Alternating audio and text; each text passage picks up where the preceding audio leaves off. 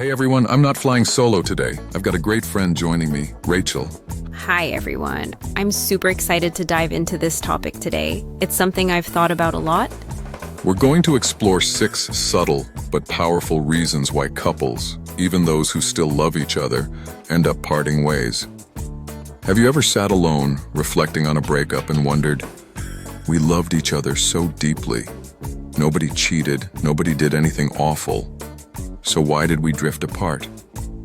I've been there. When my last relationship ended, I kept thinking it was my fault. But the more I thought about it, the less it made sense. Could it be the little things that just piled up? Exactly. Sometimes breakups don't come from one big blow-up, but from small things that build up over time. I believe these 6 reasons will help you find answers for yourself. But stick with me here.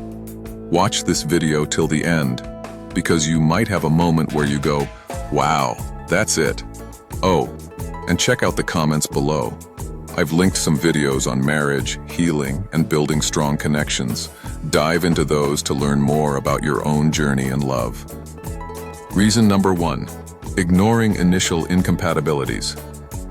Have you ever met someone, felt your heart skip a beat and thought, as long as we love each other, everything will work out? But then, as time goes on, those little differences you brushed off become a wall between you. For example, maybe you love staying in, reading a book, listening to chill music, while they're all about partying and hanging out with friends till late. At first you think, no big deal, I can adjust. But 5, 10 years later, those differences in lifestyle, values, or communication styles keep growing, and you're both exhausted from trying to make it work. I totally get that. I dated a guy once who loved being out and about while I just wanted quiet nights in. I thought love would be enough, but after a few years, I was drained. Is there a way to spot these mismatches early on? Great question.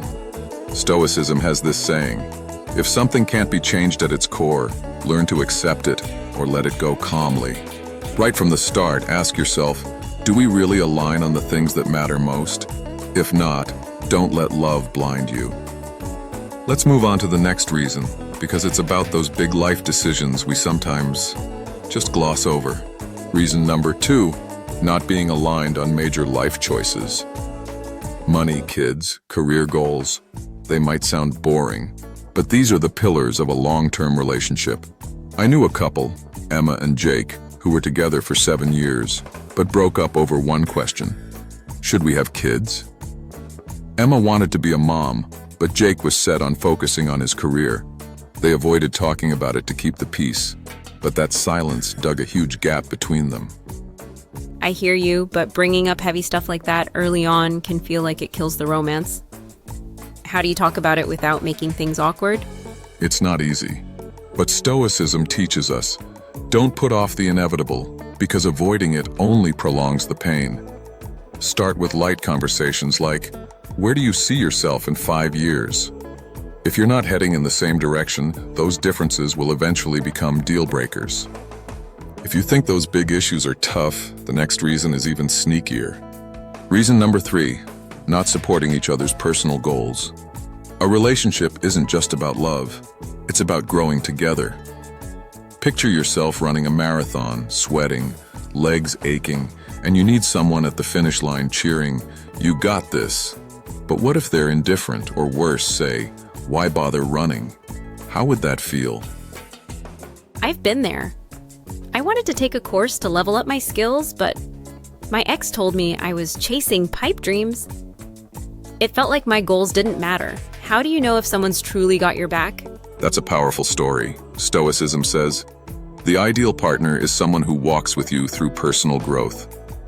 Ask yourself, do they support my dreams, and am I supporting theirs? If the answer's no, it's time to rethink things. But what happens when one of you changes and the other can't keep up? The next reason will make you think. Reason number 4, growing at different paces. Life is always changing, and so are we. Sometimes one person changes because of life experiences, mental health struggles, or a major loss. I knew a couple, Sophie and Liam, who were perfect together, both outgoing, loved traveling and parties. But after Sophie lost a family member, she became withdrawn, quiet, and slipped into depression. Liam tried to stay by her side, but he didn't know how to support her and lacked the patience to work through it. The gap between them grew, and they drifted apart. That's so sad. I had a friend who changed after hitting a rough patch at work. He got really negative, and his girlfriend didn't know how to handle it. How do you support someone through changes like that? It's a huge challenge. Stoicism reminds us we can't control circumstances, but we can control how we respond. If your partner changes, are you ready to listen, support, and adapt to keep going together? Or will you step back with kindness? It's a tough question, but worth asking. The next reason is even riskier because it's tied to the most heated moments in a relationship. Reason number 5, not respecting each other during conflicts. Arguing is normal, right? But how we argue decides whether a relationship lasts.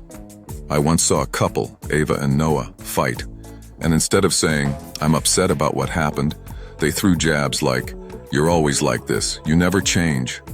Those harsh, mocking, or critical words during a fight can leave scars deeper than you realize.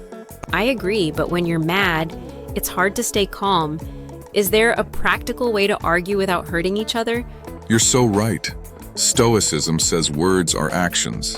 A simple trick: when you're about to snap, pause, take a deep breath, and share your feelings instead of blaming. Like, instead of "you're wrong," try "I'm hurt by what happened." It's tough, but it can save a relationship from falling apart. If you're both kind and trying hard but still can't connect, the final reason might surprise you. Reason number 6, not being fully open.